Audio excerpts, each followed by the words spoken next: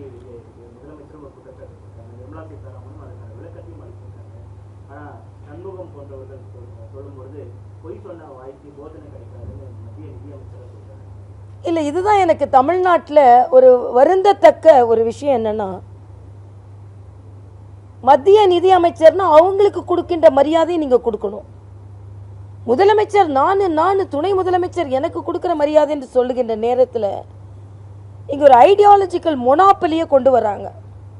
நாங்க பேசுறதா நாங்க பேசுவோம், நாங்க பேசுறதா மாநில உணர்வு, நாங்க பேசுறதா மாநில மரியாதை, நாங்க பேசுறதா மாநிலத்தின் அத்தனை கடமை, மற்றவங்க யாருமே அதை பத்தி பேச முடியாது.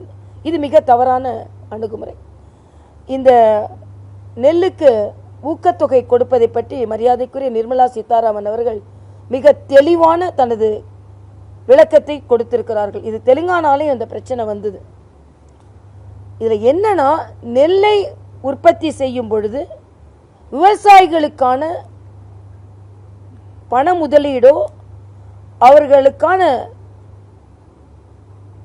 வியாபார லாபமோ கிடைப்பதற்கு பதிலாக அது எண்ணெய் வித்துக்களாக, சிறுதானியங்களாக, ஆர்கிட்ஸ் என்று இப்பெல்லாம் என்ன சொல்லணும், ஹார்டிகல்ச்சர், அது கூட அதிகமாக விவசாயிகள் கொண்டு வரலான்னு.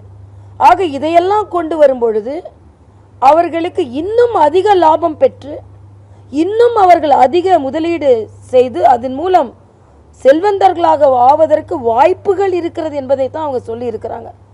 ஆக ஒரு ஃபேஸில் இருந்து இன்னொரு ஃபேஸுக்கு நீங்கள் வாங்க, நெல் உற்பத்தியில் இருந்து அதை இப்போ நவீன விவசாயத்திற்கு வாருங்கள், அதன் மூலம் நீங்கள் அதிகமாக பலனடைவீர்கள் இப்படின்னு சொன்னதை அப்படியே திருச்சி முதலமைச்சர் அவர்கள் யாராவது சொல்லுவாங்களா? நான் கேட்குறேன், யாராவது சொல்லுவாங்களா?